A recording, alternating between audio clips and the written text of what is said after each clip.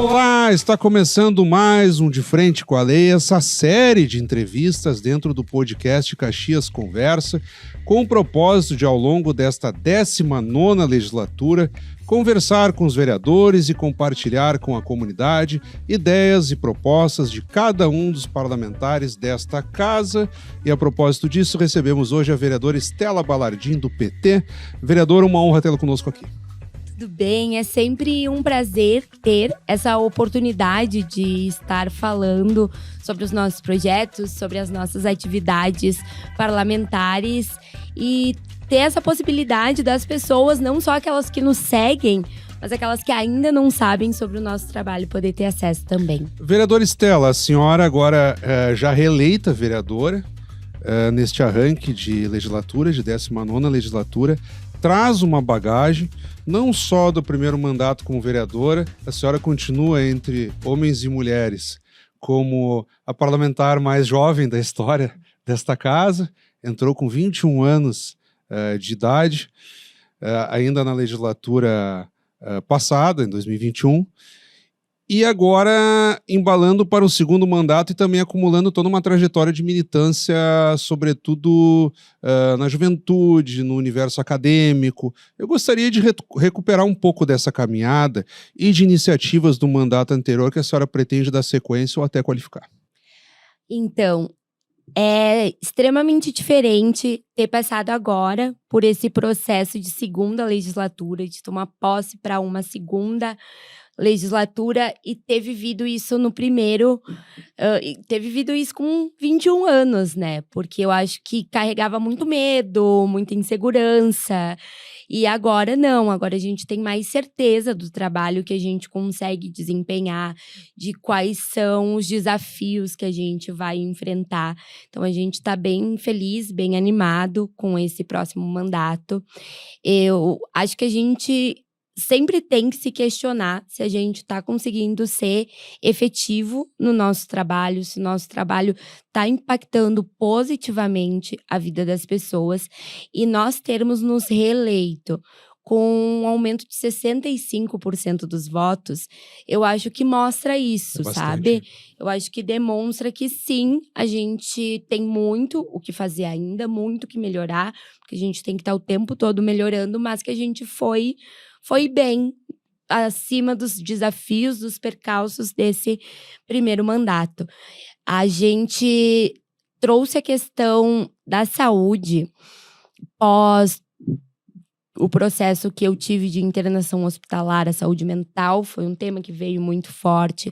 A questão da saúde pública. Quando eu fui relatora da CPI, eu ter aprendido, ter me envolvido tanto no processo, eu acho que mostra que a gente não tem dúvidas de que esse tem que ser um assunto de extrema relevância, importância, por causa que quando a gente fala da saúde, a gente está falando de várias questões de forma intersetorial, né? Porque para uma saúde pública de qualidade, a gente precisa ter habitação digna, a gente precisa que as pessoas tenham saneamento básico, a gente precisa que as pessoas tenham a garantia das 3 refeições por dia de forma balanceada, que elas vivam num local adequado, que não seja perigoso, que elas tenham direito à prática de esporte, à cultura.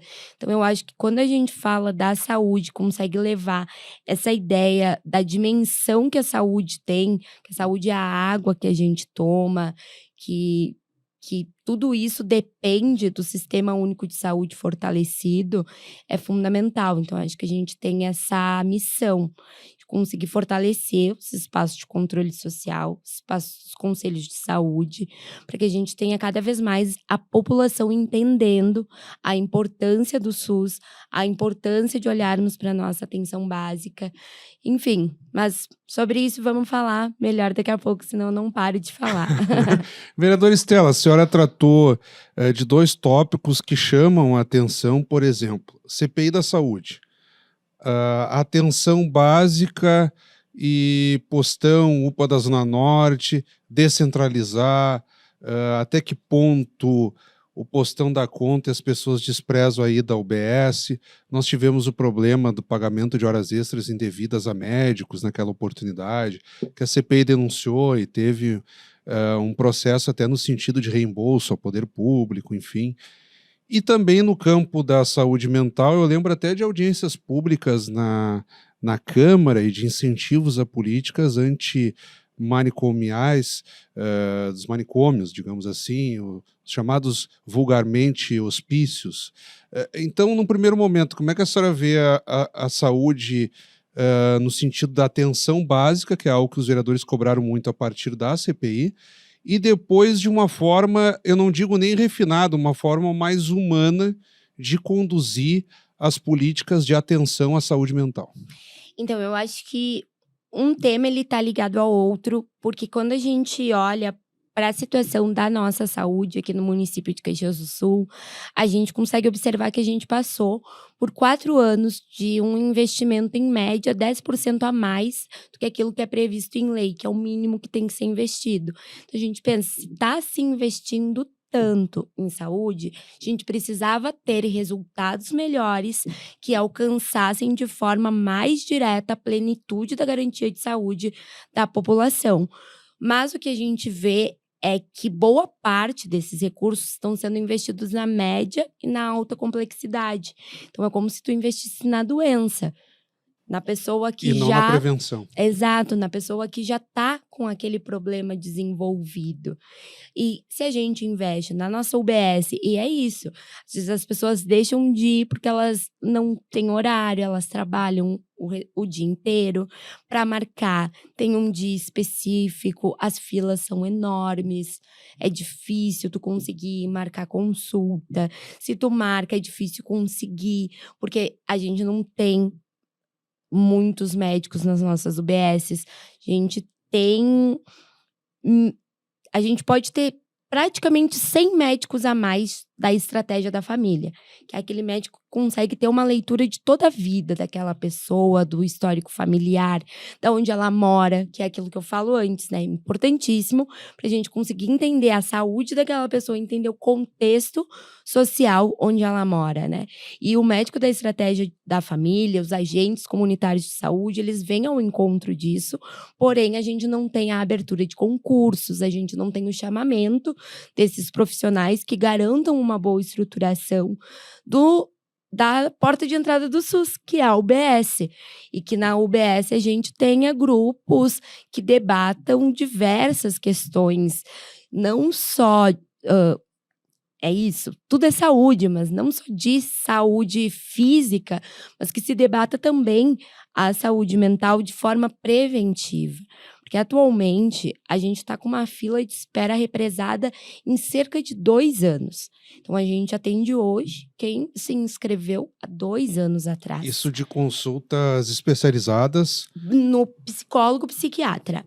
Então pelo SUS. Pelo SUS. Exato. Porque a gente sabe que ter acesso ao tratamento, à saúde mental, de forma particular, infelizmente, não é uma realidade acessível. Então, se a gente não tem de forma acessível, a gente precisa garantir pelo SUS. E o SUS atualmente também não garante. E os próprios convênios, muitos dos profissionais também não atendem mais pelos convênios. É difícil. Quem tem plano de saúde, digamos assim. Isso. Acaba tendo que pagar particular. Exatamente. Então, a gente pensa que em 2 anos, muita coisa que, para alguém que sofre do adoecimento mental, pode acontecer. A gente pode perder a vida dessa pessoa. Se a depressão, se a ansiedade, se diversas patologias se intensificarem nesse tempo. E sem acompanhamento, a tendência é que se intensifiquem. E como é que a senhora verifica medidas que são discutidas mundo afora de educação junto a jovens e adultos, como, por exemplo, uso do celular, valorizar reclamações que para muitos podem parecer bobagens, quando a pessoa tem um luto, que reclama, que sente a perda e muitos também não dão importância, situações do cotidiano que também possam servir como um reparo ou como uma atenção maior para que não desemboque num problema maior. Por exemplo, na segurança pública também, profissionais da área da segurança entram em depressão, saem de laudo, não conseguem dar sequência ao seu ofício. Até que ponto nós podemos também alastrar uma educação social para uma autocooperação, digamos assim, uma cooperação entre a própria população. Então, eu acho que é isso. A gente precisa, enquanto pessoas, né, enquanto seres humanos, entender que cuidar da mente é igual cuidar do corpo. Precisa, senão entra em colapso. Então, a gente tem que ter a cooperação nesse sentido, mas a gente tem que ter o acesso aos médicos, aos profissionais especializados para isso, porque se tem um pouco isso. Ah, mas se eu conversar com a minha amiga, se eu ler um livro de autoajuda, isso vai ser o suficiente. Não, não vai. É uma doença, são problemas, igual se a gente tá com uma dor de estômago, se a gente machucou a Tem o perna. componente clínico, precisa Isso, a gente precisa tratar. Não sempre de forma medicamentosa, muitas vezes apenas com a terapia, mas precisa tratar. Então a gente precisa falar sobre isso, mas isso não exclui o fato de que o ser humano tem que ser menos individualista e a nossa sociedade ela caminha no sentido oposto, né? Cada vez a gente se torna mais individualista por causa das redes sociais, do celular. O celular ele traz muito isso, né? A perca dos vínculos, da interação social. Quando tu fala dos jovens, eu me lembro do primeiro projeto que a gente apresentou aqui na Câmara, que foi o SAPS, que é a implementação do serviço de atendimento psicossocial dentro das nossas escolas. É uma lei federal que a gente tem, que esse atendimento psicossocial ele deve ocorrer, porém a gente vê que na prática a gente não tem psicólogos e assistentes sociais disponíveis na nossa rede pública de ensino. E se a gente consegue ter esse profissional que tá ali criando vínculo com aquela criança, com aquele adolescente, tá ali fazendo parte do dia a dia daquele ser, a gente consegue efetivar a prevenção. E quando a gente melhora na prevenção, a gente melhora a curto, médio e longo prazo a saúde da população. A senhora traz um ponto um tanto paradoxal, porque o celular que deveria aproximar, e muitos falam nas redes sociais, no final das contas, até que ponto essa rede é tão social. Nós recebemos aqui, por exemplo, o vereador Cláudio Libardi, jovem como a senhora é um pouco mais jovem que ele ainda, mas fazendo essa crítica também, né, que devemos ser um pouco mais presenciais e não tão virtuais. Eu acredito que nós, seres humanos, fomos feitos para viver em sociedade. Fomos feitos para, inclusive, aprender, crescer com críticas, com divergências. Então, não necessariamente tu precisa viver só com os teus. É importante ter vivência com o mundo, com o diferente, com o externo, para que, enfim, diversas coisas se desenvolvam, né? No decorrer da última legislatura, pegando pelo menos da metade em diante, a senhora ganha mais desenvoltura de discurso em plenário, pelo menos pela minha observação. Digamos assim, mais presença, já tinha capacidade argumentativa, mas acho que a senhora passa a se encorajar mais, se sentir mais à vontade no debate de plenário. E a sua bancada, o PT, vai continuar num campo de oposição à administração do prefeito Adilóide Domênico. Como que funcionará também essa sua postura e essa condução no sentido de tentar participar do debate público da cidade e tentar contribuir mesmo sendo oposição? Então, eu concordo plenamente com o que você disse. É uma questão de encorajamento, de autoconfiança, não aquela autoconfiança soberba, mas aquela autoconfiança de não achar que nunca é capaz, de ver que sim, sou capaz, estou aqui, porque eu tenho capacidade, condição de estar aqui. Então, sem sombra de dúvidas, eu acho que a segunda etapa do meu mandato, ela foi exercida com muito mais confiança, com muito mais certeza de onde eu estava pisando, do que eu estava fazendo. A questão da oposição, para mim, ela tem que ser sempre uma oposição responsável. Que não seja só quando me convém, que não seja crítica pela crítica, mas que ela, de fato, dialogue, que ela traga a melhoria necessária para o dia a dia e para a vida das pessoas. Então, a gente teve diversas dificuldades, né? Eu acho que quem está nos acompanhando deve saber a questão do transporte público. A gente teve uma diminuição de frotas, por exemplo, durante a pandemia, e essas frotas não voltaram até hoje. Isso está impactando no trânsito, portanto, na mobilidade urbana. Isso está impactando nas pessoas conseguirem ter acesso ao UBS, porque elas não conseguem se locomover de um bairro para o outro no horário certo para chegar lá, marcar consulta, pegar receita. Então, O acesso à escola. acesso à escola. Então, são várias batalhas que partem de um ponto. E aqui eu uso um exemplo, que para mim, e faço votos que esses 4 anos que virão, que estão aqui dados, sejam diferentes, de mais diálogo, de mais participação, porque é uma coisa que eu aprendi, para mim eu tinha isso, mas agora eu tenho mais certeza ainda. Política, ela se faz com participação popular. É ouvindo as pessoas, é sabendo a realidade, a partir das pessoas que vivem o dia a dia dos nossos bairros, que a gente vai conseguir propor algo que faça de fato a diferença. Porque se a gente, aqui de dentro desse espaço, da Casa do Povo, mesmo sendo a casa da democracia, a gente pense só na nossa cabeça, nas nossas ideias, a gente não consegue ver que a realidade, às vezes, é mais dura do que a gente imagina. Então, é isso. Troca de UBS de referência, a retirada, a necessidade da ampliação de ônibus, a estruturação dos nossos bairros que ainda estão passando pelo processo de regularização, tendo canalização, tendo luz, tendo saneamento básico, porque a gente não tem em muitos bairros de Caxias do Sul, a gente começa a avançar. E tudo isso a gente vai conseguir construir com um governo, com uma Câmara de Vereadores que converse com a população.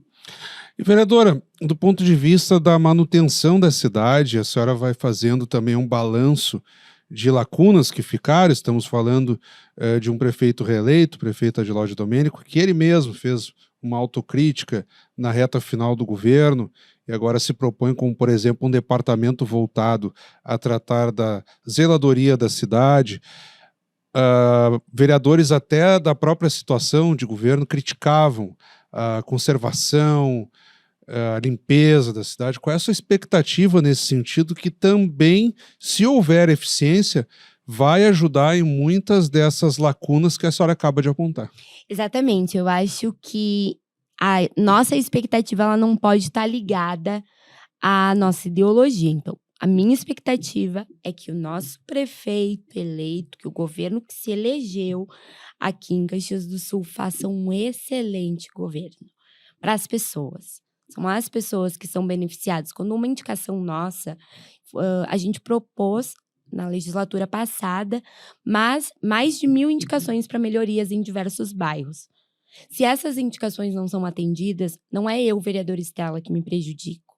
São as pessoas que deixam de ter a garantia daquilo. Então, a Secretaria de Zeladoria, eu espero muito que venha ao encontro da garantia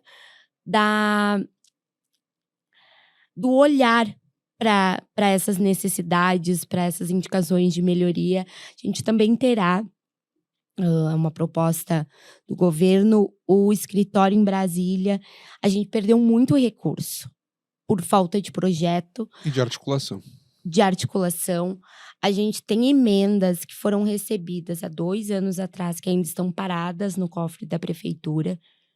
Então, a gente precisa, de fato, efetivar mais. A gente tem um governo federal disposto a auxiliar. A gente tem um governo federal que deu muita estrutura quando a gente passou, ano passado, pela catástrofe da enchente. Então, que incentiva a cultura através da Aldir Blanc, que é uma lei de fomento permanente, que ano passado mandou 3,3 milhões para Caxias do Sul, para que fosse investido na cultura. Então, se a gente organizar, dialogar, a gente tem uma deputada federal que nos representa muito bem aqui em Caxias do Sul, com certeza está disposta a fazer essa ponte junto ao governo Adiló. Então, eu tenho excelentes expectativas. Eu quero lhe agradecer, vereadora, pela sua presença, pelo nosso bate-papo e já emendar um convite para que a senhora retorne dentro de alguns meses para atualizar a todos que nos acompanham, a comunidade Última Análise, sobre o andamento do seu mandato e da consolidação dessas propostas e ideias. O espaço ainda é seu para as considerações finais, digamos assim. Fábio, muito obrigada pela oportunidade de nós começarmos esse novo desafio com uma conversa que nos dá a possibilidade de falar o que a gente espera, o que a gente sonha. Eu digo que a gente luta sempre em busca de sonhos e utopias. Então é isso, continuaremos nesse segundo mandato lutando em busca de sonhos e utopias. Contem conosco, nos chamem, nos contatem, estamos à disposição. Mais uma vez, muito obrigado, vereadora. Muito obrigada. Acabamos de conversar, então, com a vereadora Estela Balardim, do PT, dando sequência, que é a série do De Frente com a Lei, dentro do podcast Caxias Conversa, com o objetivo de detalhar propostas e ideias dos vereadores ao longo de toda essa 19ª legislatura da Câmara Municipal de Caxias do Sul. Reiteramos o convite para que continuem nos acompanhando, seja pela TV Câmara Caxias, seja pelo canal de YouTube e também pelas plataformas de áudio. Obrigado pela audiência. Até o nosso próximo encontro.